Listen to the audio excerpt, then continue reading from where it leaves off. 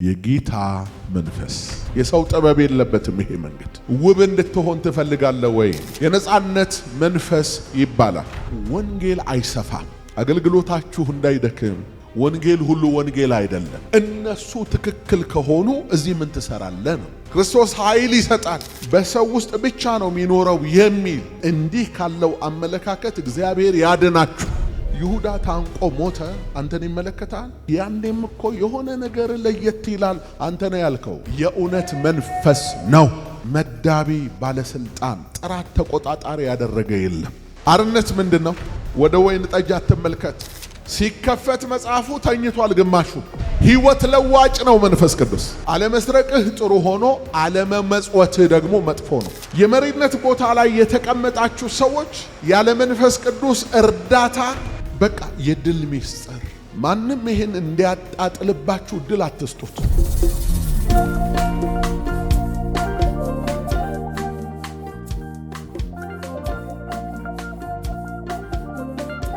የጌታ መንፈስ በሚል ርዕስ ነው አብረን የምንቆየው። መነሻ ያደረግነው ቃል በሉቃስ ወንጌል ምዕራፍ 4 ቁጥር 19 ላይ ተጽፎ የሚገኘው ቃል ነው። ጥቂት ቁጥሮች ወደ ላይ ከፍ ብለን ከቁጥር 14 ጀምሮ እናነባለን። ኢየሱስም በመንፈስ ኃይል ወደ ገሊላ ተመለሰ። ስለ እርሱም በዙሪያው ባለችው አገር ሁሉ ዝናው ወጣ። እርሱም በምኩራባቸው ያስተምር፣ ሁሉም ያመሰግኑት ነበር። ወዳደገበቱም ወደ ናዝሬት መጣ። እንደ ልማዱም በሰንበት ቀን ወደ ምኩራብ ገባ፣ ሊያነብም ተነሳ። የነቢዩንም የኢሳይያስን መጽሐፍ ሰጡት። መጽሐፉንም በተረተረ ጊዜ የጌታ መንፈስ በእኔ ላይ ነው፣ ለድሆች ወንጌልን እሰብክ ዘንድ ቀብቶኛልና፣ ለታሰሩትም መፈታትን፣ ለዕውሮችም ማየትን እሰብክ ዘንድ፣ የተጠቁትንም ነፃ አወጣ ዘንድ፣ የተወደደችውንም የጌታን ዓመት እሰብክ ዘንድ ልኮኛል ተብሎ የተጻፈበትን ስፍራ አገኘ። መጽሐፉንም ጠቅልሎ ለአገልጋዩ ሰጠውና ተቀመጠ። በምኩራብም የነበሩት ሁሉ ትኩር ብለው ይመለከቱት ነበር ይላል። ክብር ለእግዚአብሔር ይሁን። የጌታ መንፈስ ጰራቅሊጦስ። የጌታ መንፈስ ስንል ስለማን እያወራን ምንስ እያልን ነው? የጌታ መንፈስ ስንል ስለማን እያወራን ምንስ እያልን ነው? ይህን ጥያቄ የሚመልሱልንን 3 መሰረታዊ መልሶች በመቀጠል እንመለከታለን። አንደኛው God's presence and person ወይንም የጌታ መንፈስ ስንል የእግዚአብሔር ሕልውና ወይንም አካል ማለታችን ነው። ይኸውም እግዚአብሔር በዓለምና በሰው ልጆች ሕይወት ውስጥ በእውነት የሚሰራበትና ነገሮችን የሚያከናውንበት ሕልውናው ማለታችን ነው። መንፈስ ቅዱስ በርግብ ተመስሏል። ርግብ አይደለም። በነፋስ ተመስሏል። ነፋስ አይደለም። ነገር ግን እርሱ የዘላለም ፈጣሪ ነው። በመጽሐፈ ኢዮብ መጽሐፍ ምዕራፍ 33 ቁጥር 4 ላይ የእግዚአብሔር መንፈስ ፈጠረኝ፣ ሁሉንም የሚችል የአምላክ መንፈስ ሕይወትን ሰጠኝ ይላል። ከዚሁ ጋር ተያይዞ ሁለተኛውን መገለጫ እንመለከታለን። የጌታ መንፈስ ስንል ምን እያወራን ነው? ምንስ እያልን ነው? ሁለተኛው ክሪኤቲቭ ኤንድ ላይፍ ጊቪንግ ፓወር ፈጣሪ ነው፣ ሕይወት ነው፣ ኃይል ሰጪ ነው። የሚፈጥር ሕይወት የሚሰጥና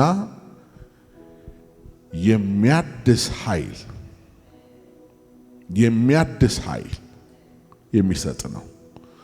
በኦሪት ዘፍጥረት መጽሐፍ ምዕራፍ 1 ቁጥር 2 ገና በማለዳ ፍጥረተ ዓለም ሲፈጠር በመጀመሪያ እግዚአብሔር ሰማይና ምድርን ፈጠረ በሚለው ሐሳብ ስር የእግዚአብሔር መንፈስ በውሃ ላይ ሰፎ ነበር ይላል። ከውሃው በላይ ልክ ንስር ክንፎቿን ዘርግታ በጫጩቶቿ ላይ እንደምትሰፍ ከልዩ ልዩ ጥቃት ከፍጥረትም ከተፈጥሮም አደጋ እንደምትከልላቸው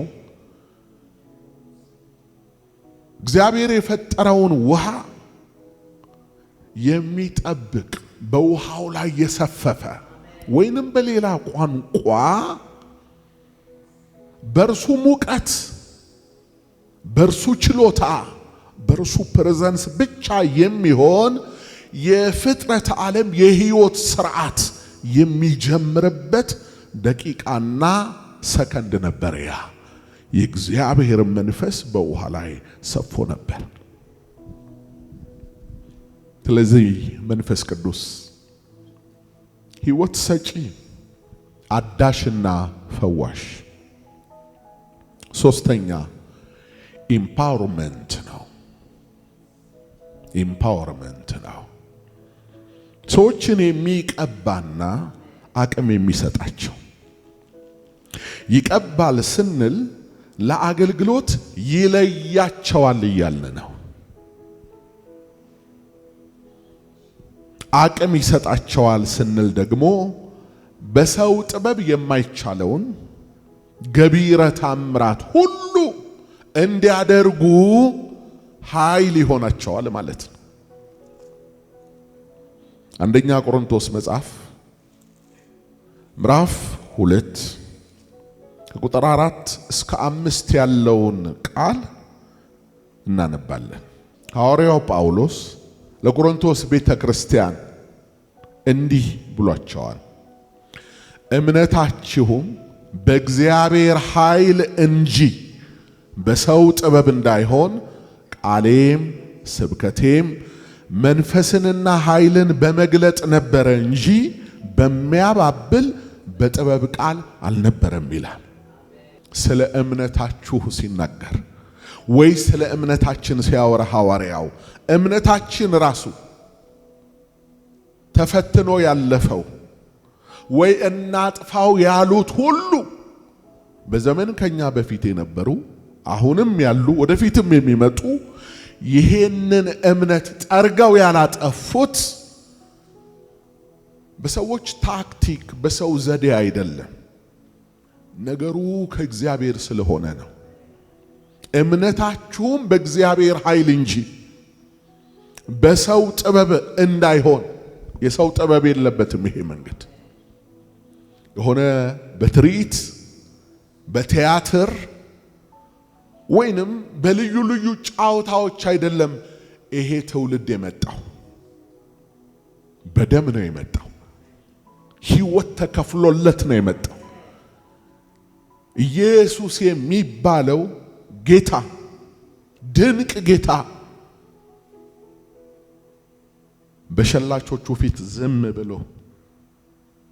ዝም ብሎ እርቃኑን በመስቀል ላይ ተሰቅሎ በችንካር ተቸንክሮ ሁልጊዜም እንደምላችሁ 1 ግራም ወርቅ እያሳየ እንኳን እኔን የተከተለ ይሄን ያገኛል ሳይል ይልቁንም በተቃራኒው ተናግሮን እኔን የተከተለ መከራ አለበት እያለን የማረከነንኛ በደም የተዋጀ ቅዱስ ሕዝብ ነው። ይሄ በእግዚአብሔር አሰራር ብቻ ከጥፋት ያመለጠ ሕዝብ ነው። ስለዚህ እምነታችን በእግዚአብሔር ኃይል ነው፣ በሰው ጥበብ አይደለም። ቃሌም ስብከቴም አለ መንፈስንና ኃይልን በመግለጥ ነበረ እንጂ በሚያባብል በጥበብ ቃል አልነበረም ይላል። ወዳጆቼ ወንጌል ምን ይፈልጋል ካላችሁን፣ የእውነት መንፈስ ይፈልጋል። የእውነት መንፈስ በሌለበት ወንጌል አይሰፋም። የቱንም ያህል ሰዎች በሚያባብል በጥበብ ቃል ቢናገሩ፣ የቱንም ያህል በቁልምጫ ንግግሮች ከኛ ጋር ውለው ቢያድሩ፣ ወንጌላቸው ኃይል የለው። የወንጌል ኃይሉ በውስጡ ያለው እውነት ነው። ያ እውነት ካልተገለጠ በስተቀር ሰዎች አይማረኩም። ያ እውነት ምንድነው? መራራም ቢሆን ኢየሱስ ክርስቶስ ጌታ ነው። መራራም ቢሆን እርሱ የእግዚአብሔር ልጅ ነው። መራራም ቢሆን እርሱ የኃጢአታችን ማስተሰሪያ ነው። በመስቀል ላይ በፈጸመው ቤዛነት አንድ ጊዜ ለሁል ጊዜ የገላገለን ብቸኛው አዳኝ ነው። የእግዚአብሔር ልጅ ነው። ይሄን መቀበል ነው።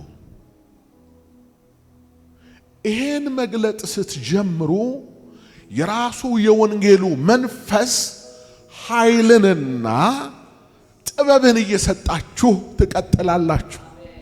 አገልግሎታችሁ እንዳይደክም ነበሩ ጠፉ እንዳትባሉ ከፈለጋችሁ እውነተኛውን ወንጌል ብቻ እየሰበካችሁ ቀጥሉ። ሰዎች ፊታቸው ሲጠቁር የምትለውጡት ወንጌል እንዳይኖራችሁ፣ ሰዎችን ለማስደሰት የምትሰብኩት ወንጌልም እንዳይኖራችሁ። ወንጌል ስለ ልጁ ነው፣ ስለ ልጁ ነው። ወንጌል ማለት የሁል ጊዜ ትምህርት ነው። ግን አዳዲስ ሰዎችም ሊሰሙ ስለሚችሉ ይሄን መልእክት በግሪክ ኢቫንጌሊዮን ነው። ኢቫንጌሊዮን ማለት የምስራች ማለት ነው። ግሪኮች ኢቫንጌሊዮን የሚሉት የምስራች ሰው ለሰው አንድ ደስ የሚያሰኝ ብስራት ማብሰር ሲፈልግ ኢቫንጌሊዮን ይላል በግሪክ። በሀገራችን የምስራች እንደምትሉት ማለት ነው። ይሄ ግን ኢቫንጌሊዮን ሰዎች ለሰዎች የሚናገሩት አይደለም። ምን ማለት ነው? ሰዎች ለሰዎች የሚናገሩት የምስራች ከሰማይ በታች ያለ ምድራዊ ነገር ነው። ወይ አይዲያ ነው፣ ሐሳብ ነው፣ ወይ ቁስ ነው፣ ወይ ደግሞ ከዚህ የሚወጣ አይደለም። ይሄ ወንጌል ግን ከሰማይ ነው የመጣው። የእግዚአብሔር ወንጌል ይባላል። እግዚአብሔር ለሰው ልጆች ያሰማው የምስራች ነው። ከእግዚአብሔር የተላከ ወንጌል ነው። ከየትኛውም ተቋም የወጣ አይደለም። ከእግዚአብሔር የተላከ ነው። እሱም ልጁ ክርስቶስ ነው። ለዛ ነው ሐዋርያው በሮሜ መልእክት ምዕራፍ 1 ላይ ወንጌላችን ያለው። ማንን ነው ወንጌላችን ያለው? ክርስቶስን። ስለ ልጁ ነው ያለው። ልጁ እሱ ነው። ስለ እሱ የሚወራ ወሬ ነው ወንጌል የሚባለው። ስለ እሱ የሚዘመር ዝማሬ ነው የወንጌላውያን ዝማሬ የሚባለው። እሱን ተረድቶ የምትወጡበትና የምትገቡበት የህይወት ምልልስ ነው የወንጌላውያን ምልልስ የሚባለው። ወንጌል የምስራች ነው። ለክርስቶስ ኢየሱስ ማውራት ነው። እና ሐዋርያው ጳውሎስ በሰው ጥበብ እንዳይሆን ቃሌም ስብከቴም መንፈስንና ኃይልን በመግለጥ ነበረ እንጂ በሚያባብል በጥበብ ቃል አልነበረም ማለት። ይውላችሁ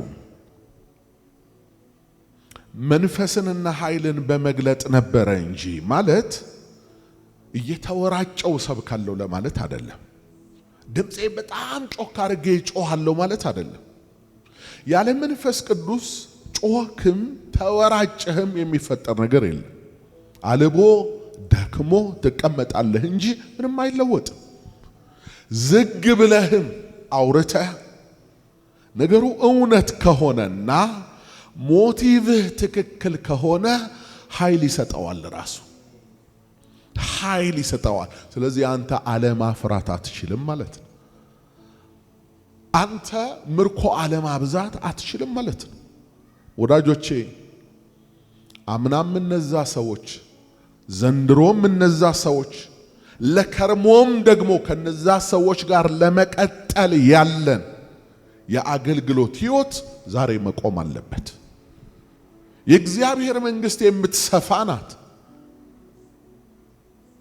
በጥቂቱ ተጀምራ እንደ እርሾ እያቦካች እንደ ሰናፍጭ ደግሞ ሳትገመት እየሄደች ትልቅ ዋርካ የምትሆን በብዙዎች ላይ አዎንታዊ ተጽዕኖ የምታመጣ ናት እግዚአብሔር መንግሥት እንጂ የዛሬ 10 ዓመት አብረውን የነበሩ ሰዎች መኖራቸው ጥሩ ነው፣ አለመብዛታቸው ነው ችግሩ። በጌታ በኢየሱስ ስም ይሄ የሚበዛ ዘር ነው። እድሜው ይረዝማል፣ ዘሩንም ያያል የተባለለት ፍሬውም የምድርን ፊት ሁሉ ይሸፍናል። ዘሩ የሚበዛ ነው፣ የሚሰፋ የሚጨምር ነው እንጂ እዛው በፍጹም መንታ እያደረገ የሚያባዛ የሕይወት ስርዓት ወንጌል ነው። የእውነት ወንጌል ስለ ክርስቶስ ኢየሱስ የሚወራ ወንጌል ኃይልን ከማጎናጸፍ ውጭ ሌላ አማራጭ የለው። ለዚህ ነው ሐዋርያው መንፈስንና ኃይልን በመግለጥ ነበረ እንጂ በሚያባብል በጥበብ ቃል አልነበረም ይላል። በመግለጥ ሲል ምን ማለት ነው? የተሰወረውን ወደ ብርሃን በማውጣት። የተሰወረው ለማን ነው? ለማያምኑት ነው። የተከደነው ለማን ነው? ለማያምኑት። የዚህ ዓለም ገዢ ልባቸውን ለዘጋው ነው። እሱን እገልጠዋለሁ አለ። ግለጡት፣ እውነቱን ግለጡት፣ እውነቱን ግለጡት፣ ተናገሩት፣ አትፍሩ። እግዚአብሔር የኃይል መንፈስ ሰጥቷችኋል፣ የእውነት መንፈስ ሰጥቷችኋል።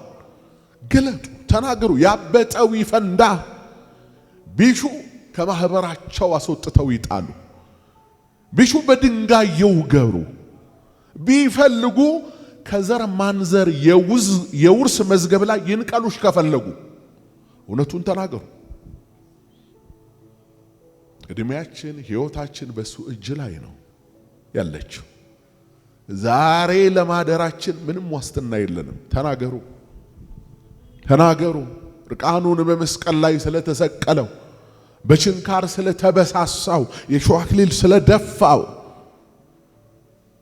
ብቻውን ያለማንም አጋዥ ያንን ጽዋ ስለጠጣው፣ እኛን ከሞት ወደ ሕይወት ስላሻገረው ስለሱ ተናገሩ፣ ተናገሩ። የነበለን በራስን ፊት የተኮሳተረና የተጨማደዱ ግንባሮችን አልፋችሁ ተናገሩ። ወይ ታድኗቸዋላችሁ መስከራችሁላቸው፣ ወይንም ደግሞ እናንተ ትጨክናላችሁ።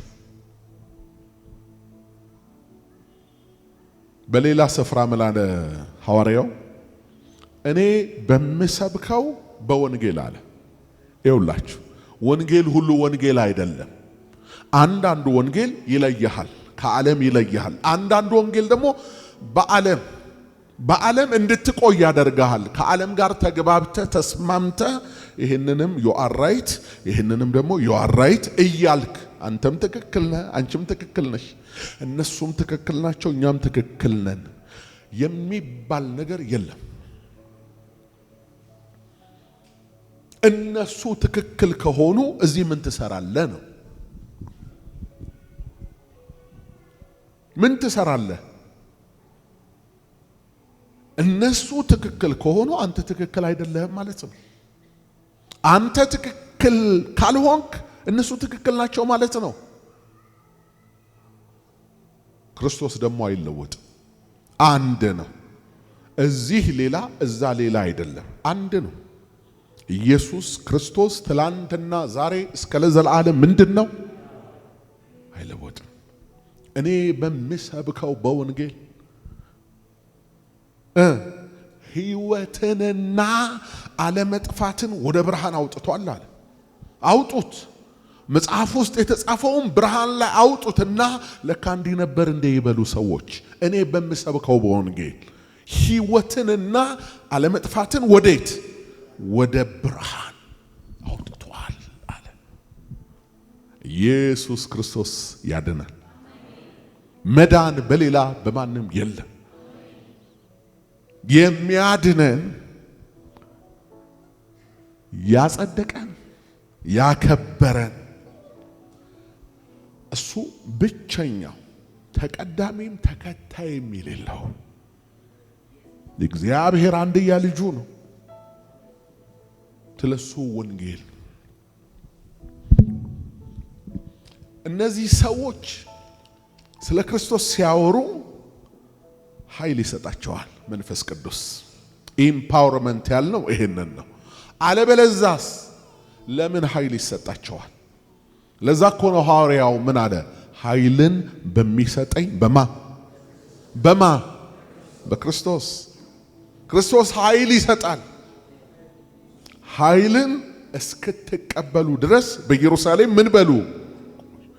የኃይሉ መምጣት አስፈላጊነቱ ምንድነው? ይህ ወንጌል ከፀሐይ መውጫ እስከ መጥለቂያዋ ድረስ እንዲሰበክ ነው። ቤት በኢየሩሳሌም፣ በሰማርያ፣ በይሁዳ ከዛ በተቀረው ዓለም ሁሉ። ስለዚህ መንፈስ ቅዱስን ሰዎች የሚቀበሉበት ዋናው ምክንያት ይሄ ነው። አለበለዛ ዝም ብለን ለራሳችን ብቻ ምቾት አይደለም። ዓላማ አለው። በብሉይ ኪዳንም ሆነ በሐዲስ ኪዳን መንፈስ ቅዱስ ለአንዳንዶች ግልጽ ማድረግ የሚፈልገው መንፈስ ቅዱስ ሲባል በሐዲስ ኪዳን የጀመረ የሚመስላቸው ሰዎች አሉ። ወዳጆቼ መንፈስ ቅዱስ የሚጀምረው ከሐዋርያት ሥራ ምዕራፍ 2 አይደለም። ወይንም መንፈስ ቅዱስ የሚጀምረው ከሉቃስ ወንጌል ምዕራፍ 1 ድንግልን ሲያበስራት ከዛ አይደለም የሚጀምረው። እሱ የፍጥረተ ዓለም ሥርዓት ጀማሪ ነው። እሱ ሁሉ የተገኘበት ምንጭ ነው። እሱ የዘላለም አምላክ ነው። ጌታ ግን መንፈስ ነው አለ። ጌታ ነው ራሱ። እና እኛ ብሉይ ኪዳን በምንለውም ዘመን ሲሰራ ነበር። ታስታውሳላችሁ? እስራኤል የመጀመሪያው ንጉሥ ሳኦል ከአህያ ፍለጋ አምጥቶ እግዚአብሔር በዙፋን ላይ ያስቀመጠውን ሰው አህያ ሊፈልግ ወጥቶ የሆነ ክልል የሆነ ቴሪቶሪያ ውስጥ ሲገባ ሰውየው እንደሆነ ነገር መሆን ጀመረ። ከወረደበት መንፈስ የተነሳ ንግግሩ ተቀየረ፣ ቃሉ ተቀየረ፣ ትንቢት መናገር ጀመረ። ከዛ ሰዎች እንደዚህ አሉ፣ ይሄ ሰውም ከነቢያት ወገን ነው እንዴ አሉ። በፊት የነቢያት ወገን የሚባሉ የነቢያት ልጆች የሚባሉ ነበሩ። ደግሞም በጊዜው ገና የጠብ ግድግዳ ስላልፈረሰ ሰውና እግዚአብሔር ስላልታረቁ እግዚአብሔር በሰው ውስጥ አይኖርም፣ ግን መጥቶ ሥራ አሰርቷቸው ይሄዳል እግዚአብሔር። ስለዚህ በጊዜው በስፍራ የእግዚአብሔር መንፈስ ይገለጥ ስለነበረ ነዋት ዘራማ የሚባል የነቢያት ትምህርት ቤት ወይ ደግሞ ነቢያት ያንን መንፈስ ኤክሰርሳይዝ የሚያደርጉበት ክልል ውስጥ ገባ፣ ዝም ብሎ ሳያውቀው። ከዛ ተናገር አለው። ትንቢት ተናገረ ሳኦል። ከዛ ሰዎች ይሄም ሰውዬ ከነቢያት ወገን ነው ወይ አሉ። አይደለም፣ ግን የገባበት ክልል አልናገረው። ወገኖቼ እግዚአብሔር በስፍራ መንፈሱን ይለቅ ነበር ሲባል አንዳንድ ሰው ዛሬ ደግሞ ስፍራዎች ላይ ቦታዎች ላይ የእግዚአብሔር መንፈስ በጭራሽ የለም፣ በሰው ውስጥ ብቻ ነው የሚኖረው የሚል ጽንፍ የነካ አመለካከት ያላቸው ሰዎች አሉ። በእርግጥ በአዲስ ኪዳን አማኞች የእግዚአብሔር መቅደስ ናቸው። መጽሐፍ ሲናገር እናንተ የእግዚአብሔር ቤተ መቅደሶች ናችሁ አለ። የመንፈስ ቅዱስ ማደሪያዎች ናችሁ አለ። ይሄ እውነት ነው። ክብር ለእግዚአብሔር ይሁን። ይሄ ማለት ግን ሰዎች መንፈስ ቅዱስን እንደ ቦርሳ በውስጣቸው ይዘውት ብቻ ይኖራሉ ማለት አይደለም። እናንተ የምትውሉበት፣ እናንተ የምታድሩበት፣ እናንተ የምትሄዱበት፣ እናንተ የምትመጡበት ሁሉ ከጠጣችሁት መንፈስ የተነሳ የተወረሰ ነው። የተወረሰ ነው ወዳጆቼ። ስለዚህ የሚጸለይበት ቤት ከማይጸለይበት ቤት ትንሽ ጠረኑም መዓዛውም ከባቢውም ይለያል። እግዚአብሔር የሚመለክበት ከተማና እግዚአብሔር የማይመለክበት ከተማ ታይቶ ይታወቃል። የመንፈስ ዓለም ተጽዕኖ በከባቢው ላይ ሲታይ ታያላችሁ። በነገራችን ላይ እርኩስ መንፈስም የሰለጠነበት አካባቢ፣ ቅዱስ መንፈስም ደግሞ የሚሰራበት አካባቢ ይታወቃል። ስለዚህ መንፈስ ቅዱስን በእናንተ ውስጥ ብቻ አትገድቡት ነው መልእክቴ። እንደዛ ብለው የሚያስቡ አንዳንድ ሰዎች አሉ። እሱ ሞልቶ የተረፈ ነው፣ እዚህ ጋር አለ እዚህ ጋር የለም የምትለው አይደለም። ኦምኒፖተንት ነው ካልክ፣ ኦምኒ ፕሬዘንት ነው ካልክ፣ በሁሉ ስፍራ የሚገኝ በሁሉ ስፍራ ያለ ማለትህ እኮ ነው። እሱ ለምንድን ነው ታዲያ የሚሰወርብህ ከአእምሮ? በብሉይ ኪዳን ዘመን ግን ቦታዎች ተለይተዋል። የመገናኛው ድንኳን ባለበት፣ ከዛ በፊት ደግሞ እግዚአብሔር በዚህ እገናኛችኋለሁ ባለ ቅዱስ ተራራ ላይ ወይ ደግሞ በስሙ የተሰየመ መሰዊያ ባለበት ቦታ ላይ የእግዚአብሔርን መገኘት ያዩ ነበር ሰዎች ማለት ነው። ለዛ ነው ነቢያት ተሰብስበው የሚዘምሩበት የእግዚአብሔርን ቃል የሚያጠኑበት ቦታ ላይ የቃሉ ባለቤት ሰፎ ነበረ። ስለዚህ ገባ ብሎ ወጣ ሲል አገኘው ማለት ነው። ወዳጆቼ እኔ ወደኛ የአምልኮ ስፍራ ወደኛ ቤተ ክርስቲያን ሰዎች መጥተው እንደገቡ ይወጣሉ የሚል አመለካከት የለኝ። በእውነት እንዲህ ካለው አመለካከት እግዚአብሔር ያድናችሁ። የራስን ማቅለል፣ የተቀበላችሁትን ተራ ማድረግ። በእናንተ ያለው በዓለም ዘንድ ካለው ምን ይላል? ምንድነው በእናንተ ዘንድ ያለው? ወርቅ ነው? ብር ነው? የዚህ ዓለም ገንዘብ ነው? ኖ፣ የጌታ መንፈስ ነው። እስቲ የጌታ መንፈስ በሉ። ባንተ ያለው የማን መንፈስ ነው? ባንቺ ያለው የማን መንፈስ ነው? በሕይወትህ የሚሰራው የማን መንፈስ ነው? ማንም ይሄን እንዲያጣጥልባችሁ እድል አትስጡት። አትስሟቸውም። እንዲህ አይነት እሳት የሚያጠፉ መብራት የሚያጠፉ ብርሃን የሚያጨልሙ ቃላቸው እንደ ጭንቁር ከሚባሉ ሰነፍ አገልጋዮች መንፈስ ቅዱስንና የመንፈስ ቅዱስን ነገር በተንሸዋረረ መንገድ ተረድተውት እንደገና የተንሸዋረረ አገልግሎታቸውን በጭራሽ ይሄን የምሰማበት ጊዜውም የለኝም ፍላጎቱም የለኝም። ወገኖቼ እኔ እነግራችኋለሁ በሁላችን ሕይወት ነው። በእርግጥ እኔ ስለ ራሴ ስመሰክር ግን በትላንትናው ማንነቴና በዛሬው ማንነቴ መሃል ጣልቃ የገባው መንፈስ ቅዱስ ነው። በእኔ ሕይወት ውስጥ ልዩነቱን ያመጣው መንፈስ ቅዱስ ነው እንጂ መጽሐፉን እኮ በፊትም አነበዋለሁ።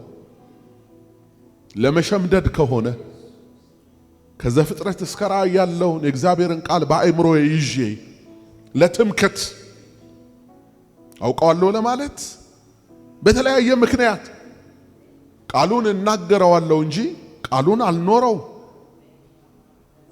የቃሉም ብርሃን ዛሬ በበራልኝ መጠን ፍንትው ብሎም የበራልኝ ሰው አይደለም። ምንም እንኳን አብዛኞቻችሁ ያኔም እኮ የዳንክ ነበርክ፣ ያኔም እኮ የሆነ ነገር ለየት ይላል አንተ ነው ያልከው፣ አንተ ነው የገመትከው፣ ወይንም ትክክል ልትሆን ትችላለህ፣ አላውቅም። እኔ የማውቀውን ነው ምነግርህ። እኔ መቼ እንዳገኘኝ በኔና በሱ መካከል እኔ የማውቀው ኢንካውንተር መቼ እንደተፈጸመ ቀኑንም አውቀዋለሁ፣ ሰዓቱንም አውቀዋለሁ፣ ቦታውንም አውቀዋለሁ። የለየኝ ይህ የክብር መንፈስ የእውነት መንፈስ ነው። ለዛ አይመስልህም? ትመለሳለህ ሲባል አትጨርስም፣ መንገድ ላይ ታቋርጣለች ሲባል ሲደክማት በቃ ተው አሁን ከሁለት ወር በኋላ ዋጋ የለውም ሲባል ያስቀጠለሽ እሱ ነው። ይዞሽ ነው እንጂ ይዘሽው አይደለም። እሱ ያስቀጥላል። የእውነት መንፈስና ሳኦልን እንደዛ አደረገው። ሶምሶም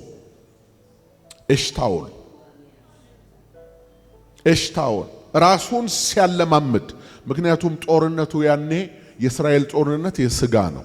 ከነስሙም እስራኤል ዘስጋ ነው አይደል የሚባለው? የስጋ ጦርነት ስለሆነ ጠላቶቻቸው መተው ሳያጠፏቸው ራሳቸውን ለመከላከል ፊዚካል ኤክሰርሳይዝ ያደርጋሉ። እና በእግዚአብሔር ሐሳብ ነው የተጸነሰው። ናዝራዊ ነው ሶምሶም። የናዝራዊነት ስርዓት እናቱም ጠብቃለች፣ እሱም ይጠብቃል። ግን የእግዚአብሔር መንፈስ ደግሞ በልዩ ቦታ ያሰለጥነዋል። ኤሽታኦል ይባላል። በጾራና በዳን መንደር ላይ እና እዛ እየሰለጠነ ቆይቶ ሲመጣ መንገድ ላይ ሲመጣ አንበሳ አየ። መንገዱ ላይ አንበሳ ገባበት። ጫካ ሄደ አንበሳ አትግደል፣ ያ የአንበሳ መኖሪያ ነው። ባንተ መንገድ ላይ ከገባ ግን አንበሳ ወዮለት ነው። የእግዚአብሔር መንፈስ በኃይል ሰውነቱ ላይ ወረደበት። ምንም መሳሪያ ሳይኖረው የአንበሳውን ደቦል እንደ ፈትል ገነጣጠለው ይላል። ማን አስቻለው? ልምምዱ ማን አስቻለው? ይኸውላችሁ ልምምዳችንና መንፈስ ቅዱስ የተለያዩ ናቸው። አሁን ብዙ ሰው ልምምዱን ነው መንፈስ ቅዱስ የሚለው። ባንተ ልምምድና እውነተኛ በሆነው በእግዚአብሔር መንፈስ መካከል ያለውን ልዩነት እስክታውቅ ድረስ መማር አለብህ። ልምምዳችን መንፈስ ቅዱስ ሊሆን አይችልም። አንዳንዱ የለመደው ጸሎት ሲጸልይ ከልጅነቱ ጀምሮ እንደዛ ነው። አንዳንዱ ደግሞ የለመደው እንደዚህ ነው። እንዲህ አይነት ልማድ ያለው እንዲህ ያለ ልማድ ያለውን ሲያይ ይደነግጣል። እርሱ እንደዛ አልለመደም። ይሄ አጋንንታዊ ነው ማለት ይጀምራል። አይታ ልማዱን ከልማድህ ጋር ነው የሚያቀራኝ። የእግዚአብሔርን ቃል እንኳን ለመጥቀስ አቅም የለውም። አንድ ቨርስ አይጠቅስም። ይሄ አጋንንታዊ ነው። ይሄ ደግሞ ምናዊ ነው። ይሄ ምናዊ ነው። ይኸውልህ አንተን የደረጃዎች መዳቢ ባለስልጣን ጥራት ተቆጣጣሪ ያደረገ የለም። ሳይረፍድ ደጁ ሳይዘጋ ፀሐይ ሕይወት ሳትጠልቅ ወይ ወደ ጌታ ሳትሄድ ወይ ጌታ ሳይመጣ የተሰጠህን ይሄን ቅዱስ መንፈስ ተጠቀምበት። ያ እንዲህ ነው ይሄ እንዲህ ነው ስትል ዘመን እንዳይሄድብህ። በሶምሶም ላይ መጣ፣ አንበሳ ገደለ። በሐዲስ ኪዳንም እንደዛ ነው። ለምሳሌ ጌታችን ኢየሱስን ተመልከቱት። ከተጸነሰበት ጊዜ ጀምሮ ማለት ገና ከመጸነሱ በፊት መልአኩ መጥቶ ለድንግል ማርያም ምንድነው ያላት? ካንቺ የሚወለደው ቅዱስ የእግዚአብሔር ልጅ ነው። ከዛ እሷ ደግሞ እንዴት ይሆናል? በመንፈስ ቅዱስ ነው ብሏታል ማለት እና ሕፃኑም አደገ በመንፈስም ጠነከረ ይላል። በ30 ዓመቱ በዮሐንስ እጅ ሲጠመቅ በርግብ አምሳል መንፈስ ቅዱስ መጣ። በርግብ ተመሰለ እንጂ ርግብ አይደለም መንፈስ ቅዱስ። እሱ መንፈስ ነው። የታየውም ለዮሐንስ ብቻ ነው። ከዛ በዲያብሎስ ይፈተን ዘንድ መንፈስ ወዴት ወሰደው? ይኸውላችሁ አገልግሎቱን ሲጨርስ ደግሞ ጾም ጸሎቱን ጨርሶ ሲወጣ በመንፈስ ወዴት መጣ? ወደ ገሊላ። ይኸው ኢየሱስም እኮ አለ አይደል? ቆመን ባነበብ ነው ሉቃስ ወንጌል ምዕራፍ 4 ላይ በመንፈስም ወደ ገሊላ ወጣ ይላል። ወዳጆቼ መንፈስ ቅዱስ በቀደሙት ዘመናት አሁንም ሲሰራ የነበረ ነው። በአጭሩ የጌታ መንፈስ ስንል እያወራን ያለነው አንደኛ ስለ ሀልወተ እግዚአብሔር ወይንም በዙሪያችን ስላለው የጌታ ህልውና ነው። የጌታ መንፈስ ስንል በአጭሩ እያወራን ያለነው አንደኛ 3 ነጥቦች ናቸው። አንደኛ ስለ ሀልዎተ እግዚአብሔር ወይንም በዙሪያችን ስላለው የጌታ ህልውና ነው። ሁለተኛ ስለ ህይወታችን መሪና መካሪ ወይንም በግሪክ ጳራቅሊጦስ አጽናኝ ወይንም በእንግሊዘኛው አወር ኮምፈርተር የሚባለው ምቾት የሚሰጠን የሚጠነቀቅልን የሚመቸን መንፈስ ማለት እኛ ይመቸናል። መንፈስ ቅዱስ ይመቸናል፣ ሌላው አይመቸንም። ሶስተኛው በእኛ ውስጥ ስለሚከናወነው መለኮታዊ ለውጥና ልዩ የሆነ የአገልግሎት ስርዓት ነው እያወራን ያለነው። የጌታ መንፈስ ስንል በእኛ ውስጥ ስለሚከናወነው ስለ ህይወት ለውጣችን ማለት ነው። በእኛ ስለሚፈራው የመንፈስ ፍሬ ወይንም ለተገለጠው አገልግሎታችን የተገለጠ ምስክርነት የሚሰጠው እሱ ነው እያለን ነው። የጌታ መንፈስ በብዙ ሊገለጥ ይችላል። አራት መገለጫዎችን እነግራችኋለሁ። የጌታ መንፈስ አንደኛ የነጻነት መንፈስ ነው። በሁለተኛ ቆሮንቶስ ምዕራፍ 3 ቁጥር 17 ላይ ጌታ ግን መንፈስ ነው አለ። የጌታ መንፈስ ባለበት በዚያ አርነት አለ። እስቲ ጉባኤዋ ትናገር፣ ጌታ ግን መንፈስ ነው በሉ። ድገመው እስኪ ድገመው። መንፈስ ነው ማለት ምን ማለት ነው? ቁስ አካል አይደለም ማለት ነው። አይዳሰስም፣ አይነካም፣ በስጋዊ አይኖች አይታይም፣ በስጋዊ ጆሮ ድምፁ አይሰማም ማለት ነው። ስለዚህ ጌታ ምንድን ነው? መንፈስ ነው። የጌታ መንፈስ ባለበት በዚያ አርነት አለ ይላል። አርነት ምንድን ነው? ነፃነት ነው። ከኃጢአት ባርነት ነፃ ያወጣን ማን ይባላል? ስሙ ጌታ ኢየሱስ ይባላል። ለገላትያ ሰዎች ሲጽፍላቸው ምዕራፍ 5 ላይ በነፃነት እንድንኖር ክርስቶስ ነፃ አወጣን። እንግዲህ ጸንታችሁ ቁሙ፣ ዳግመኛም በባርነት ቀንበር አትያዙ ይላል። አትያዙ። ስለዚህ የጌታ መንፈስ ማለት የነጻነት መንፈስ ነው። የጌታ መንፈስ ወደ ሰዎች የሚመጣው ሰዎችን ከእስራት ለመፍታት ነው። የጌታ መንፈስ ወደ ሰዎች የሚመጣው ሰዎችን ከባርነት ነፃ ለማውጣት። ያ እስራት ምን አይነት እስራት ነው? መንፈሳዊ እስራት። ያ ባርነት ምን አይነት ባርነት ነው? መንፈሳዊ ባርነት። ሰዎችን ከቀንበር በታች የሚያኖራቸው ሰዎች በጌታ መንፈስ ውስጥ ከሆኑ ለጌታ ብቻ ይገዛሉ እንጂ ሱስ እንኳን አይገዛቸውም። ሱስ እንኳን አንድ ሰው ጫት እየቃመ ነፃ ነኝ ሊል አይችልም። ፈጽሞ ይሄ መልክ የባርነት መልክ ነው። ሰው ለተሸነፈበት ለዚያ ነገር ባሪያ ይሆናል ይላል መጽሐፍ። አንድ ሰው መጠጥ እየጠጣ መጠጥ ካልጠጣ አይኗ ልከፈት እያለው እጁ እየተንቀጠቀጠበት ከሰዎች ጋር በስነ ስርዓት መግባባት እያቃተው እኔ ደህና ነኝ፣ ምንም ነገር አልፈልግም፣ አትስበኩኝ፣ አታውሩኝ፣ እኔ ድኛለሁ። ሲጀመር ድኛለሁ አልዳንኩም አንደበት ላይ አይደለም ያለው። በነፍስ ምስክር ካለ ያ ምስክር አይዋሽህም። ወልድ ያለው በነፍሱ ምስክር አለው ይላል። በነፍሱ ምስክር አለው ማለት አሁን መዳንህን ህሊናህ እንኳን አይዋሽህም ማለት ነው። ውስጥህ ይመሰክርልሃል ማለት ነው። ያልዳነ ሰው ግን ድኛለሁ ማለት አይችልም። ገና መቻወቅኩትና ላይ ሄጄ ነው የሚሉት ብዙ ሰዎች ስላልዳኑ ወይንም ደግሞ መዳናቸውን የውስጥ ድምጽ ስለማያረጋግጥላቸው ነው ማለት ነው። የጌታ መንፈስ ግን እንደዛ አይደለም። ሰዎች በጌታ ባመኑ ቀን ዓመት በዓል አርጎላቸው ያውላቸዋል። ቀናቸው ደስ ብሏቸው ይውላሉ። ምስክርነት በልባቸው ይመጣል።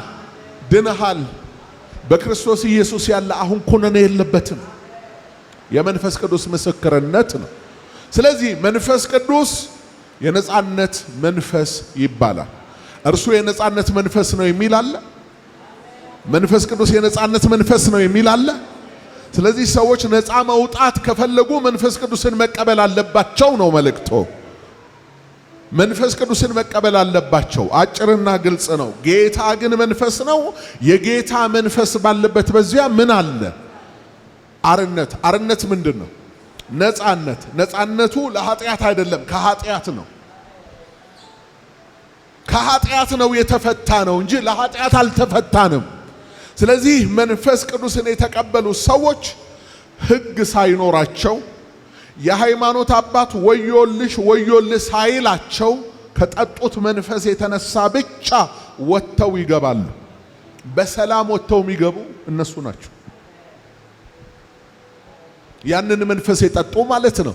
ያን መንፈስ ያልጠጣ ሰው ተው ተይ ተው ዋ ወዮ እንዲህ ካለው የሕይወት ሥርዓት የገላገለን ስሙ ይባረክ። ያው መንፈስ ወደ እውነት ይመራችኋል አለ። ወደ እውነት ሁሉ ነው የሚመራችሁ። ስህተት ወደ ሆነው አይመራም ማለት ነው። የነጻነት መንፈስ ነው። አሁን አንዳንድ ሰዎች ጌታ ኢየሱስን ካገኛችሁ በኋላ እናንተን እንዴት ይቆጥሯችኋል? ዘመናዊ እንዳልሆናችሁ ወይ በሚገባችሁ ቋንቋ የነሱን ሙድ እንደማታራምዱ ጨምዳዳ፣ ቆፍዳዳ፣ ምን የማይገባቸው ፈታ በይ እንጂ አባቴ። እኔ ፈታ የምለው በአንድ ጠርሙስ አረቄ አይደለም። እኔ ፈታ የምለው ጠርሙስ ውስጥ በታሸገው ገዳይ መጠጥ አይደለም። መጽሐፉ መንፈስ ይሙላባችሁ እንጂ በወይን ጠጅ አትስከሩ ያለው እኛን ነው። ስለዚህ በወይን ጠጅ ፈታ ማለትና በመንፈስ ቅዱስ ፈታ ማለት ሁለቱ የተለያዩ ናቸው።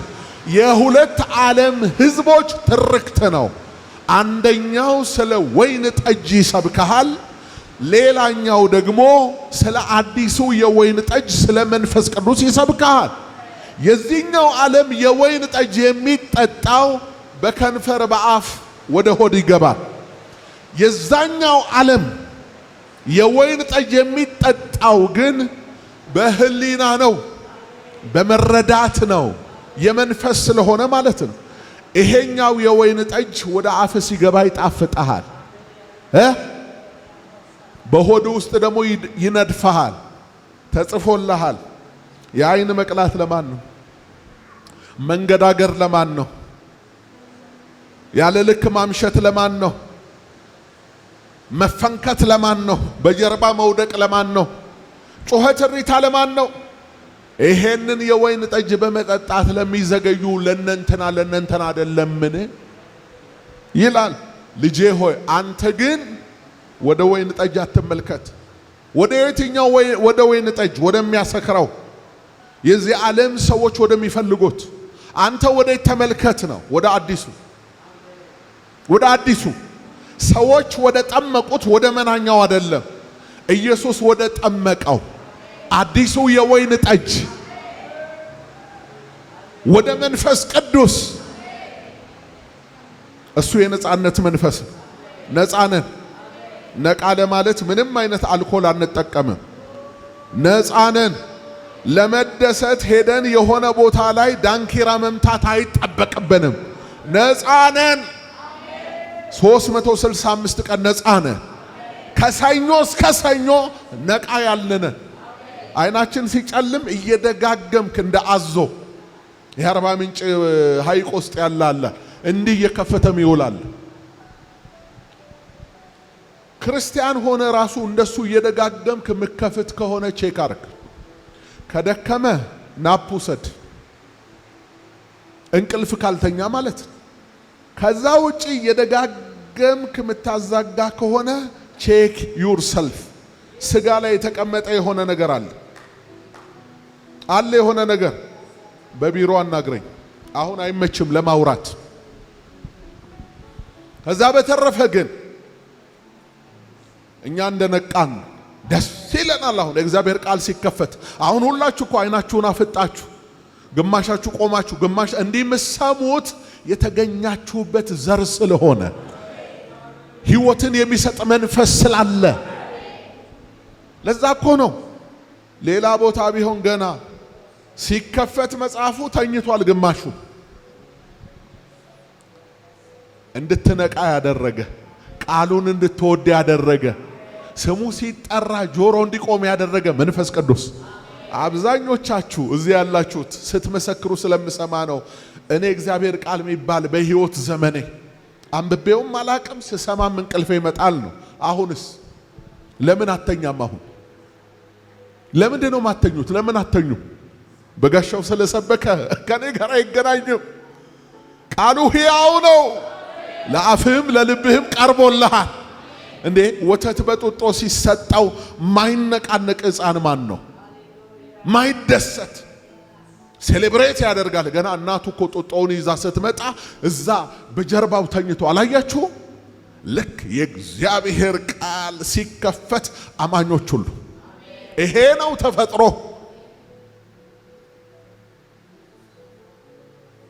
ደስ ይለኛል። ተድላችን ዓመት ባላችን ይሄው የሚታረደው ፍሪዳ፣ ይሄው የሚቀዳው በነፍሳችን ጉሮሮ የሚንቆረቆርልን የወይን ጠጅ። በዚህ ነው ሐሴት የምናደርገው። ሕግ ተድላዬ ነው አለ ዳዊት። ሐሴት ደስ ይበላችሁ። የእግዚአብሔር ቃል ሲነገር በጣም ውስጣችሁ የሚነሳሳ ሰዎች መንፈስ ቅዱስ ነው፣ እናንተ አይደላችሁ። ቃል የት ነው ያለው እያላችሁ የምትሯሯጡ እናንተ አይደላችሁ። በውስጣችሁ ያለው መንፈስ ነው። የቃሉ ረሃብተኛ ስላደረገን ስሙ ይባረክ። የእድገት ምልክትህ ነው። ለቃል ረሃብተኛ ስትሆን እድገት ላይ ነህ ማለት ነው። ቃል ስትዘጋ፣ ቃል ሲሰለች እያደግክ አይደለም፣ አፈር ነህና እየሞትክ ነው። ትንሽ ትንሽ እየሞትክ ነው። በኋላ ደግሞ በደንብ ትሞታለህ ማለት ነው። የሰማኸው የእግዚአብሔር ቃል ራሱ ሲነገር በመንፈስ ቅዱስ እንደገና ትቆማለህ። እንደገና ያንጎራድዳል። ንጠቅ ይልሃል። እንደ ባለ ቅኔ ማለት ነው። ኢየሱስ ጌታ ነው። የተገለጠ ቃል፣ ሕይወት ያለው ቃል እና መንፈስ ቅዱስ የነጻነት መንፈስ ነው። ከዓለም ፈታንና ከኃጢአት ፈታንና የጸጋ እስረኞች አደረገ። የምህረቱ ባለ ዕዳዎች አደረገ። ስለዚህ ማንም አይጠብቀንም፣ ጸጋ ያስተዳድረናል። ማንም አይቆጣጠረንም። በእኛ ላይ የወረደው ምህረት ራሱ እንዳንነካካ ያደርገናል። ስለዚህ መንፈስ ቅዱስ የነጻነት መንፈስ ነው። በነጻነት ልንኖር ክርስቶስ ነጻ አውጥቶናል። ሁለተኛው ነጻ ወጥተናል ማለት ሸቃባው በእኛ ላይ ኃይል የለውም ማለት። በቤታችን ላይ፣ በኑሯችን ላይ፣ በመንገዳችን ላይ አቅም የለውም ማለት። በከንቱ እየፈራ በእኔ ላይ የተደገመ ድግምት አትበልባክ። የምን ድግምት ነው? የምን ድግምት? ከሞት በላይ ካደረገ የዘላለም ሞትን ካንተ ሕይወት ላይ ካራቀው ስለ የትኛው እርግማን ነው? አንተ በክርስቶስ ኢየሱስ ብሩክ ነህ። አንቺ በክርስቶስ ኢየሱስ ብሩክ ነሽ። ዘርህ በክርስቶስ ኢየሱስ ብሩክ ነው። ማንም ሊረግምህ አይችልም። ቢረግምም ወደ አንተ አይመጣም። ዛሷ እኮ ጠንቋይ ቤት ሄደ በበረታው አይደለም በደከመው ጴንጤ ላይ ማስደገም አትችልም። ታውቃለህ ለምን መሰለ? ጠንቋዩ ራሱ እንደዚህ ይልሃል። ስማቸው የለም፣ እኔ ጋር ስማቸው የለም፣ ስሟ የለም፣ ስሙ የለም። ስምህ የት ነው?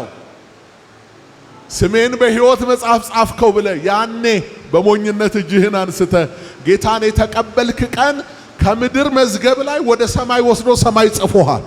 ስለዚህ አስማተኛ ሲፈልግህ ያልተገኘኸው በዚህ ምክንያት ነው እልሃለሁ አባቴ። በዚህ ምክንያት ሸቃባው ሊያገኘህ አይችልም። ያንተ ሥራ እንደውም ምንድነው? እግርህን እያነሳ መርገጥ ነው። በኢየሱስ ስም እያልክ መሄድ ነው። ገለል ነው የሚለው በአንተ ላይ ኃይል የለውም፣ አቅም የለውም። በነፃነት ልንኖር ማን ነፃ ወጣን? ሁለተኛው መንፈስ ቅዱስ የቅድስናና የለውጥ መንፈስ ነው። ጌታ ይባረክ። ሕይወት ለዋጭ ነው መንፈስ ቅዱስ። እስኪ አንድ ሰው ይናገራል እጁን ከፍ አድርጎ የኔ መንፈስ ቅዱስ የሚል አለ። ሕይወት ለዋጭ ነው የኔ መንፈስ ቅዱስ። እኔ የተቀበልኩት መንፈስ ቅዱስ ሕይወቴን ለውጦታል። ክብር ለእግዚአብሔር ይሁን። ሕይወት ለዋጭ ነው ማለት ምን ማለት መሰለ? የተገለጠ አላፊ አግዳሚ ዋይቶት ይሄ ሰውማ ተቀይሯል፣ እቺ ሴትማ ተቀይራለች የሚለውን ሕይወት ለኛ አምጥቶ የሚያድለን እሱ ነው፣ መንፈስ ቅዱስ ነው ማለት። አንደኛ ቆሮንቶስ ምዕራፍ 6 ቁጥር 11 ላይ በአምላካችን መንፈስ ታጥባችኋል ይላል። አሜን። የታጠብነው በዚህ ዓለም ውሃ አይደለም፣ በክርስቶስ ኢየሱስ ደምና በአምላካችን መንፈስ ነው የታጠብነው። እሱ ደግሞ አንጽቶናል። ገላትያ መጽሐፍ ምዕራፍ 5 ቁጥር 22 እስኪ እናውጣ ሁላችንም። ነገር ግን እላለው እሺ በምን ተመላለሱ? በመንፈስ ተመላለሱ፣ የሥጋን ምኞት አትፈጽሙ። እሺ ቀጥሉ። ሥጋ በምን ላይ? እሺ እሺ እሺ እሺ በምን ብትመሩ ግን? እሺ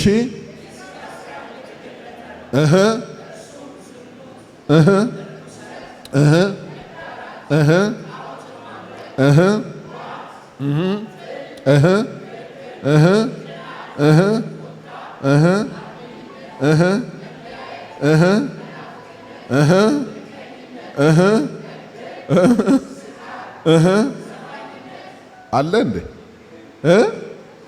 ምን ዘፋኝነት ድገማው እስኪ። እሺ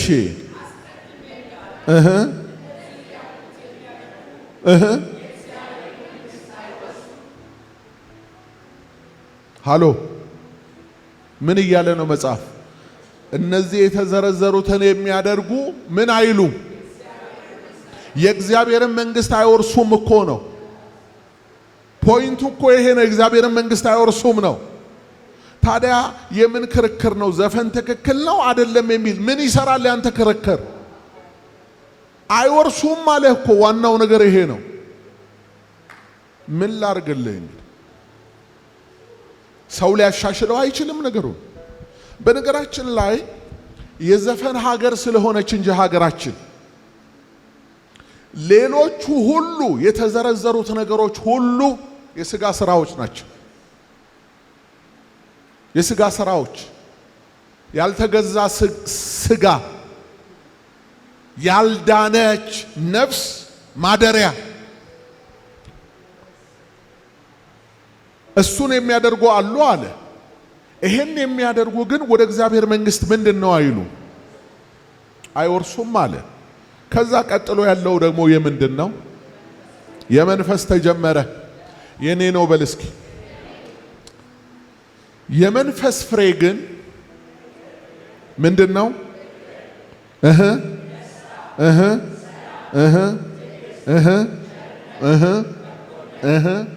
እሺ እሺ እንደዚህ ያሉትን የሚከለክል ሕግ የለም። የክርስቶስ ኢየሱስም የሆኑቱ ምንን ሥጋን ከክፉ መሻቱና ከምኞቱ ጋር በቃ ነገሩ በክርስቶስ ኢየሱስ የመሆን በዘፈን የመሆን በመዝሙር የመሆን አይደለም። አንዳንድ ሰው ዘፈን አይዘፍንም ግን መዝሙር አይዘምርም። አንድ ነው ሁለቱም። አንዳንድ ሰው የሰው ገንዘብ አይፈልግም ግን አይሰጥም። እጁ እንደዚህ ነው፣ ለደሃ አይረዳም። ሁለቱም አንድ ነው። አንዳንድ ሰው አያመነዝርም ወጥቶ ሚስቱን ደግሞ አያስደስትም፣ ቤት ወይ ባሏን አታስደስትም። ያው ነው። ሚዛን ነው የተቀመጠው በሕይወት ስርዓት እንጂ አንድ ነገር ብቻ አይደለም የተቀመጠው። አለመስረቅህ ጥሩ ሆኖ አለመመጽወትህ ደግሞ መጥፎ ነው። አለማመንዘርህ ወደ ሌላ ቦታ አለመሄድ ጥሩ ሆኖ ቤት ላይ በአልጋ ሚስትህን መበደልህ ወይ ባልሽን መበደልሽ ደግሞ ሁለቱም እርኩሰቶች ናቸው። አሜን በል ዝም ብለህ።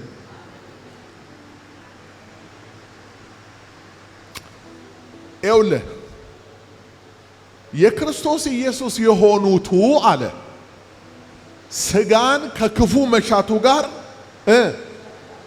ምን ላይ ሰቀሉ? በእንጨት በመስቀል ላይ ሰቀሉት ይላል። ወዳጄ ጌታን ያመንክ ቀን የስጋን ክፉ ምኞት ሰቅለኸዋል። ስጋ ማለቱ ስጋዊ አስተሳሰብ ማለቱ ነው። ስጋዊ አመለካከት ማለቱ ነው። ክፉ ምኞት አለው። ክፉ ምኞቱ ደግሞ ተዘርዝረዋል ከላይ። ምንድናቸው እነሱ?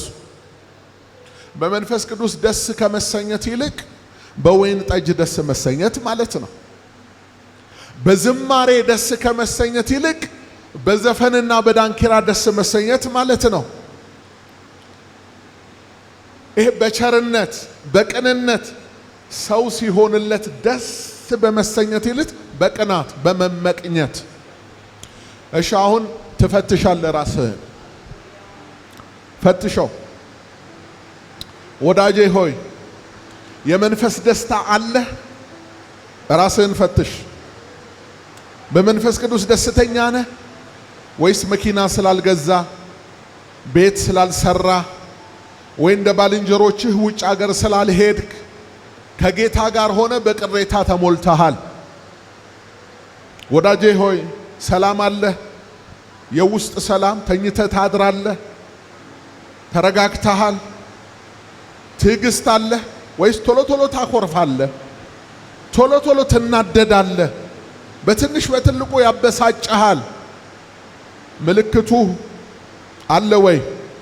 ቸርነት፣ የመንፈስ ፍሬ። ቸርነት ማለት ቆጥረህ ለክተህ ሰፍረህ ብሰጥ ይሰጡኛል ባደርግ ያደርጉልኛል ሳይሆን ዘር ስለቀየርክ ብቻ ዝም ብለህ ታደርጋለህ ወይ? ቸርነት ሳትጠብቅ ከሰው የቸርነት ስራ አለ ወይ ባንተ? አንዳንድ ቀን ነው የምታደርገው ወይስ የህይወት ልምድህ ነው? ተመልከት።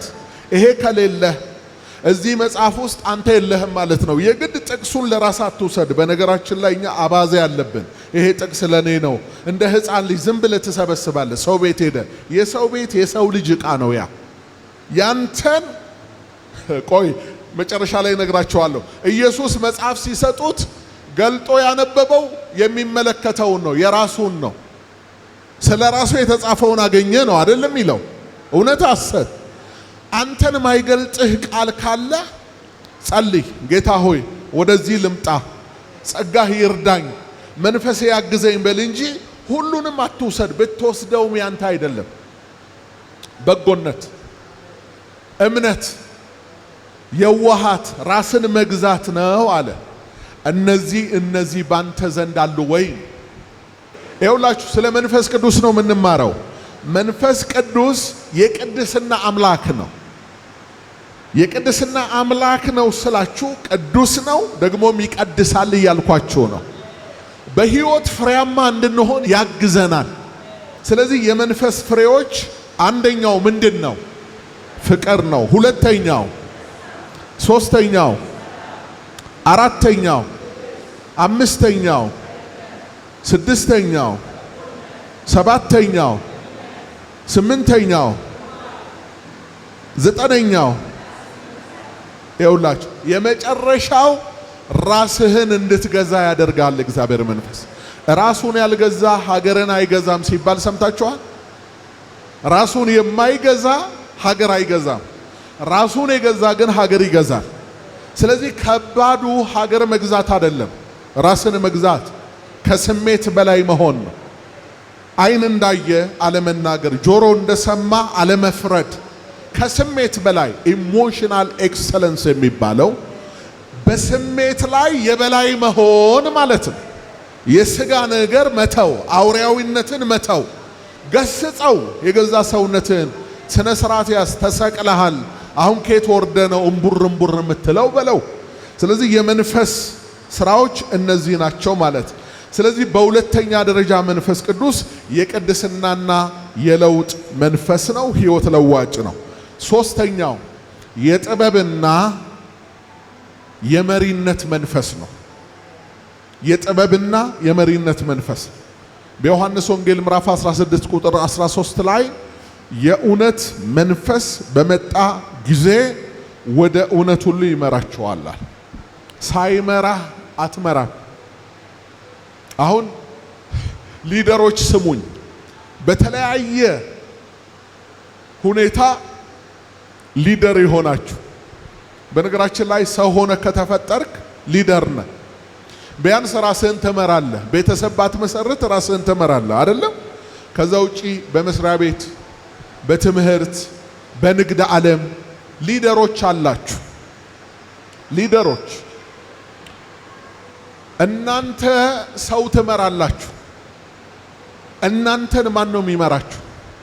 በተለይ ክርስቲያን መሪዎች ይሄ በጣም አስፈላጊ የሆነ ነገር ነው። የመሪነት ቦታ ላይ የተቀመጣችሁ ሰዎች ያለ መንፈስ ቅዱስ እርዳታ አንድ ሰው እንኳን መምራት አትችሉ። ሰው መምራት ደግሞ በጣም ከባድ አስቸጋሪ ነው። ስለዚህ ተሸላሚ ሊደር መሆን ከፈለጋችሁ፣ ብልጫ ያለው ሊደር መሆን ከፈለጋችሁ፣ ምስጉን ሊደር መሆን ከፈለጋችሁ ወይንም ሆናችሁ ከተገኛችሁ እናንተን የሚመራችሁ ስውር መሪ አለ ማለት። እሱ ማን ነው? መንፈስ ቅዱስ ይባላል። መንፈስ ቅዱስ የመንፈሳዊ ሰዎች መሪ ነው። መንፈስ ቅዱስ የክርስቲያኖች መሪ ነው። ክርስቲያን በዓለምም ሆነ በቤተ ክርስቲያን ሕይወቱ አንድ አይነት፣ እዚህ እውነተኛ ሆኖ እዛ ሐሰተኛ ሊሆን አይችልም።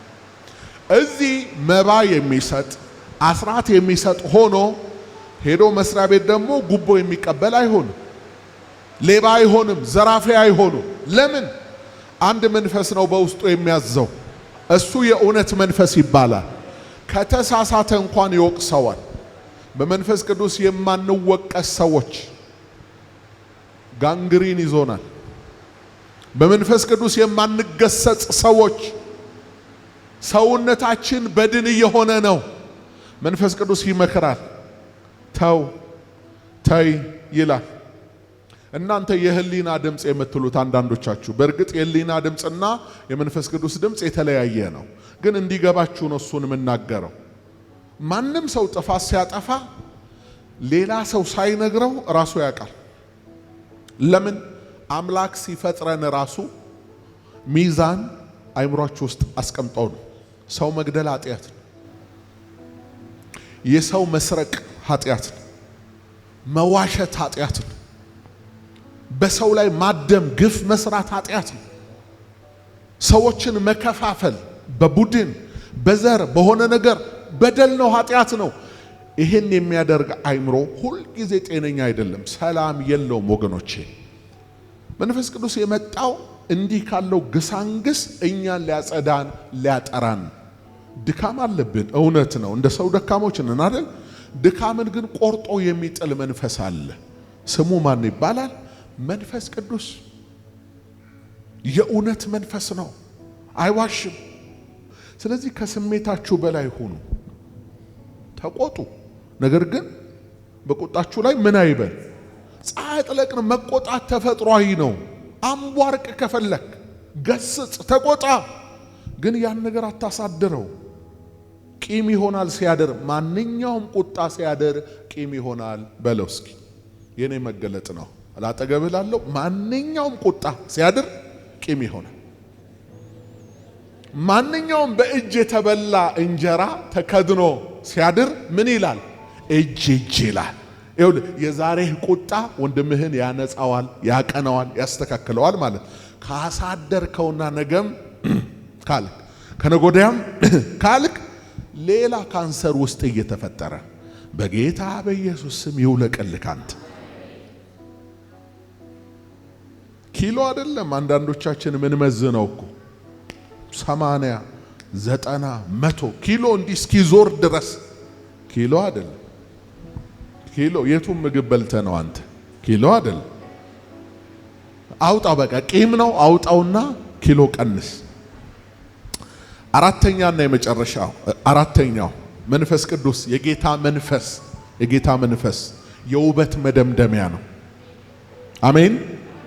ኢዮብ ምዕራፍ 26 ቁጥር 13 በመንፈሱ ሰማያት ውበትን አገኙ፣ እጁም በራሪቱን እባብ ወጋች ይላል። እግዚአብሔር ዓለማትን ፈጠረ በማ በልጁ በክርስቶስ ፈጠረ። የተፈጠረውን ዓለም ውብ አደረገው። መንፈስ ቅዱስ። ውብ እንድትሆን ትፈልጋለህ ወይ?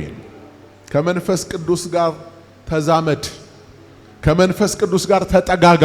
ከመንፈስ ቅዱስ ውበት ማለት የተክለ ቁመና እንዳይመስልህ ወዳጄ፣ እጆች ሥራ እንዲከናወኑ፣ በመንገድህ ፍጹም እንድትሆን፣ በምትኖርበት ከባቢ ላይ አዎንታዊ ተጽዕኖ እንድታመጣ፣ የነካኸው ሁሉ እንዲባረክ፣ አንተ ለብዙ ሰዎች የመልካምነት ምሳሌ እንድትሆን ከፈለክ ውሎ አዳርህ ከመንፈስ ቅዱስ ጋር ይሁን።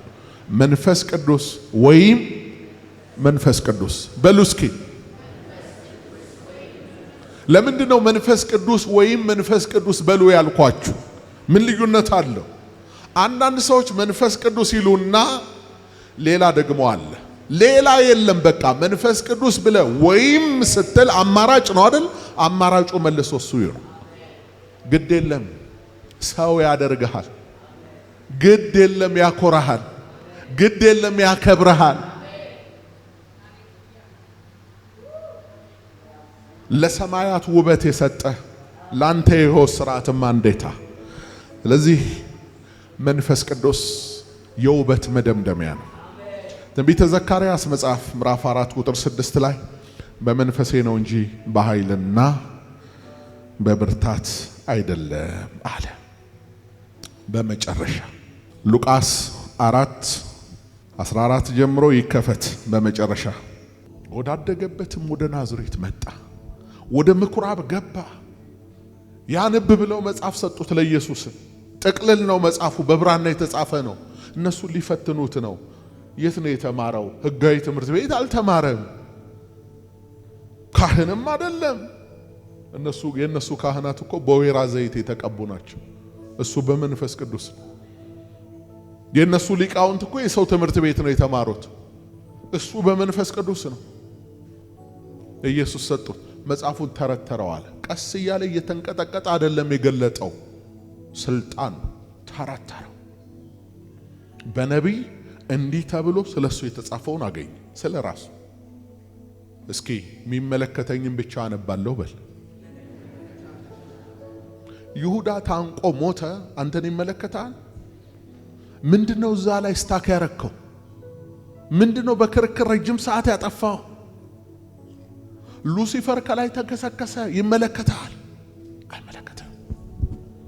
የሚመለከትህን አንብብ፣ ህይወት ይሆንልሃል። ሲገልጠው የጌታ መንፈስ በኔ ላይ ነው፣ ለድሆች ወንጌልን እሰብክ ዘንድ ቀብቶኛልን፣ ለታሰሩትም መፈታትን፣ ለእውሮችም ማየትን እሰብክ ዘንድ፣ የተጠቁትንም ነፃ አውጣ ዘንድ፣ የተወደደችውንም የጌታ ዓመት እሰብክ ዘንድ ልኮኛል ተብሎ የተጻፈበትን ስፍራ አገኘ። መጽሐፉንም ጠቅልሎ ሰጠው፣ ተቀመጠ። ትኩረት ወደ ኢየሱስ ሆነ። የጌታ መንፈስ ሐዋርያት ሥራ ምዕራፍ 10 ቁጥር 38 ላይ እግዚአብሔርም የናዝሬቱ ኢየሱስን በኃይል በመንፈስ ቅዱስ ቀባው አለ። ከዛስ የተቀባ ምን ያደርጋል? ወንጌል እየሰበከ የታሰሩትን እየፈታ ምህረት እያደረገ ወጣ።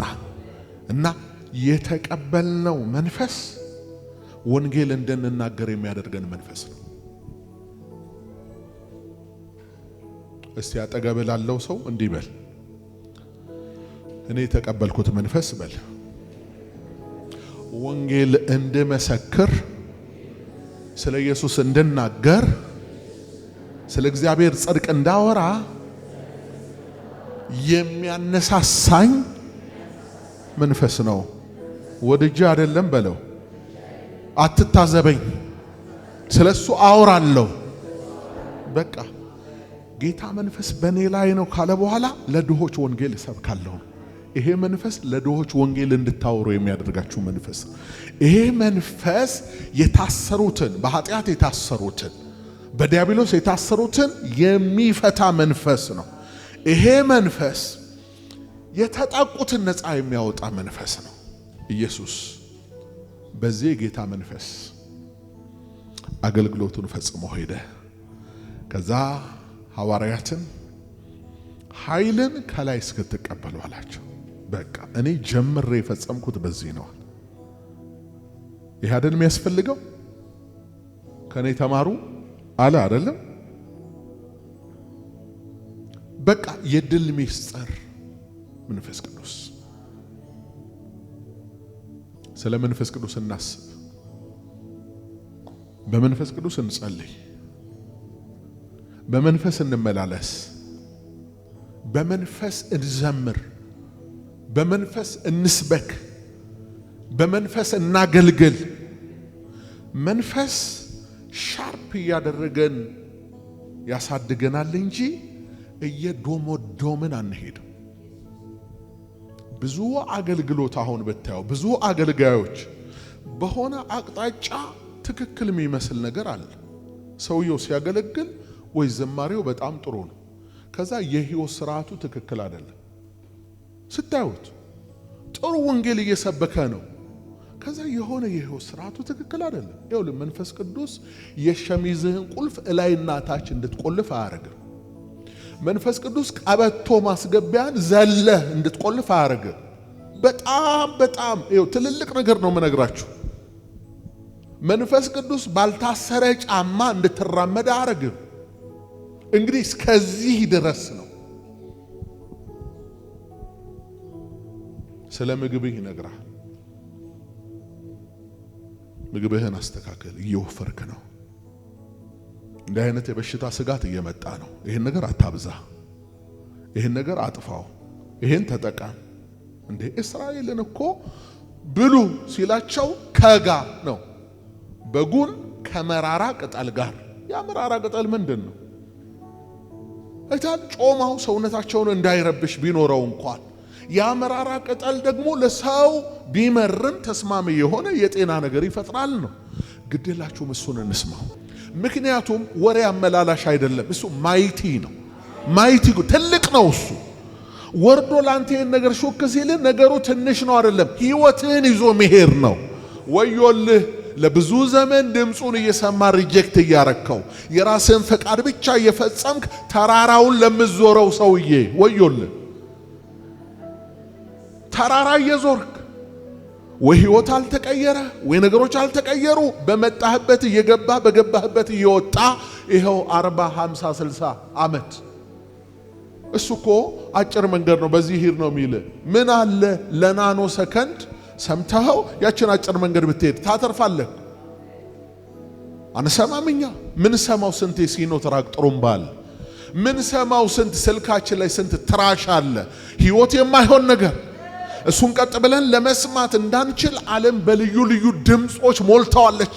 አይምሮአችን ውስጥ ያለው ጫጫታ ራሱ የሱን ሊትል ቮይስ ትንሽዬ ድምጽ እንድንሰማ አይፈቅድልን። እሱ ደግሞ ጸጥ ካላረከው አካባቢውን አይናገርም። ውስጥህን ጸጥ። ደጁን አይደለም ቴሌቪዥን አጠፋ ምናምን ጥሩ ነው። እዚህ ውስጥስ ያለው ጦርነት ያጎት እነዛ ልጆችስ ሚንጫጩት እነዛ ጓደኞችስ ስጋ ቤት የሚጠብቁ እነዛስ ያልተከፈለው የቤት ኪራይስ ያከራይ ድምጽ ያስ ይሄን ሁሉ ጸጥ ካላረከው አሰማም የሱን ድምጽ ትችላለህ ብለህ ሁሉንም ነገር ሰውተ እስቲ ካልማርግ አንድ ድምጽ ይሰጣል። ያ ድምጽ ያሻግራል። ኢንፎርሜሽን ነው አይደል? በዚህ ዓለም ትልቁ ነገር የሚባለው አይደለም ገንዘብ ነው። ኢንፎርሜሽን ነው እኮ ፓወር የሚባለው ምን የሚባለው አይደል? ሰው መረጃ አለው ማለት በቃ ንጉስ መሆን ይችላል። ባይዘው አሁን እናንተ መረጃ ስለሌላችሁ እኮ ነው ያልነገሳችሁት። እንዴት 4 ኪሎ መቀመጥ እንደሚቻል ብታውቁ ኖሮ እዚህ አትቀመጥም። አልፈልግም ብለህ አይደለም የተቀመጥከው። ጌታ ይባርክ። ስለማትችል ነው። አታውቅም፣ መንገዱን አታስበውም፣ ትፈራዋለህ። ግን መንገዶችና ቢልህ እዚህ የለህም። ተሰናብተህ ነው የምትሄደው። ኢንፎርሜሽን ማለት ዋናው ነገር ነው በዓለም ላይ ያን ነው የሚነግርህ። ሃሌሉያ። እና እሱ የመጣው ለምንድን ነው? አንተን ሊያግዝህ ነው። በድካማችን የሚራራልን የሚያግዘን ስለሆነ ማለት ነው። አግዝ። እግዚአብሔር ይመስገን። ሴቶች ያላገባችሁ ስሙት። እሱ ለአንቺ ድጋፍ የሚሆንሽም ባል ይሰጥሻል እንጂ አፍንጫው ቀጥ ያለ ፍሪዝ ያደረገ አይሰጥሽም። እየበረርሽ ዋጋ እንዳትከፊ በኋላ ከስተሽ ነው የምትመጪው እዚህ ቸርች። ከመክሳትሽ በፊት ጌታን ብትሰሚው ጥሩ ነው ማለት። ወዳጄ አንተም ስማው፣ ድምፅ አለ። ደግሞ ለተቀደሱ ሰዎች ብቻ አይደለም የሚናገረው። በክርስቶስ ኢየሱስ ሁላችን ተቀድሰናል። ለልጆች ሁሉ ይናገራል። ስማው። ውጣ ካለ ውጣ፣ አትውጣ ካለ አትውጣ። አሜን። በቃ ቀጠሮ ራሱ በሱ ይሁንልህ።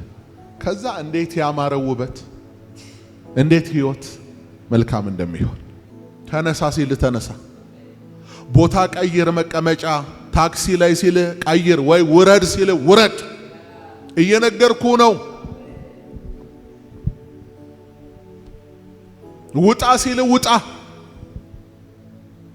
ከዛ የመንፈስ ቅዱስ ምስክርነት የበዛለት ሰው ስትሆን ሆሊ ስፒሪት የበለጠ ስታምነው እየጨመረ ይመጣል አንተ ላይ። አሜን። ወደሃለሁ በሉት። ወደሃለሁ፣ አከብረሃለሁ፣ እገዛልሃለሁ። አባ ወደሃለሁ። እንደ ሰው አውሩት። ፐርሰን ነው እኮ እሱ። አየር አይደለም፣ እሳት አይደለም።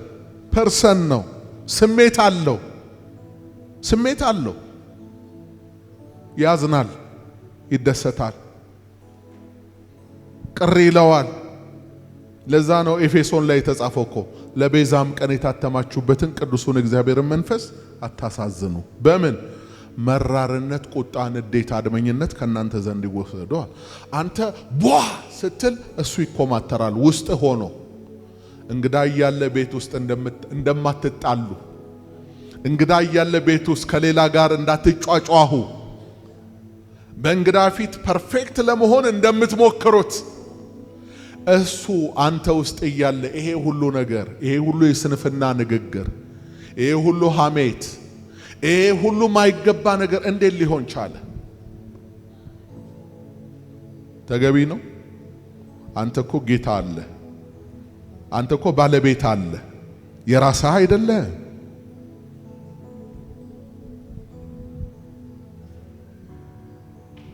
መንፈስ ቅዱስ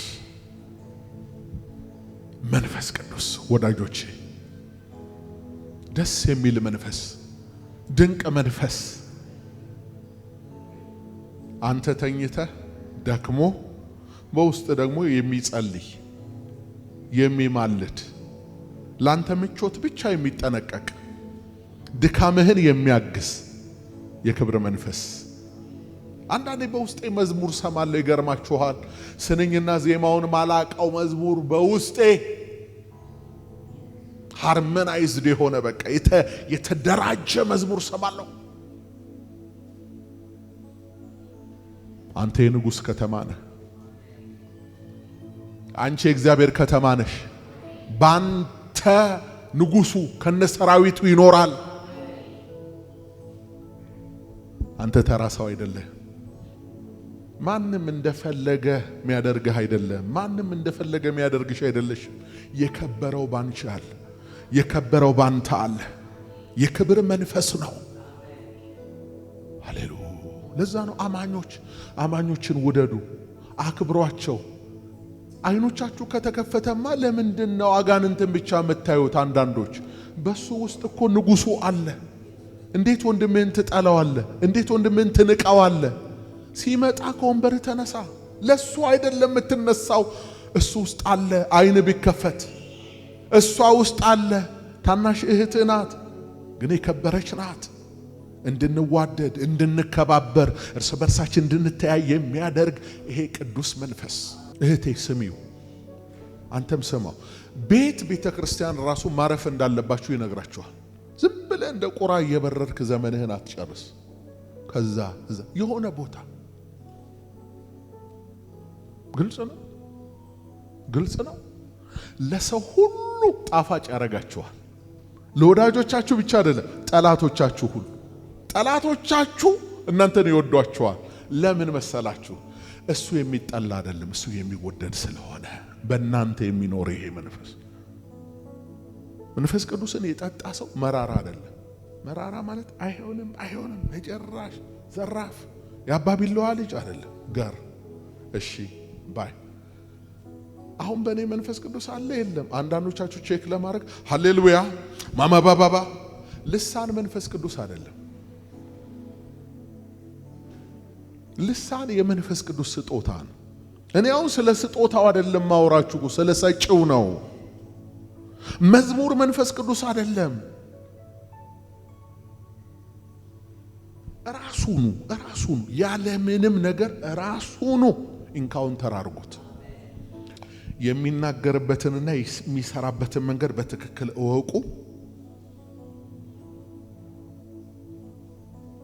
ከዛ በኋላ ህይወታችሁን ይይዘውና ሁሉን ነገር እሱ ያደርገዋል። ቤተክርስቲያን ስመጡ የምትመጡት ጌታ ጋር ነው አይደል? ምን እንደምትለብሽ ያያል። አሁን ልብስ አይደለም ዋና አዲስ ኪዳን አባቴ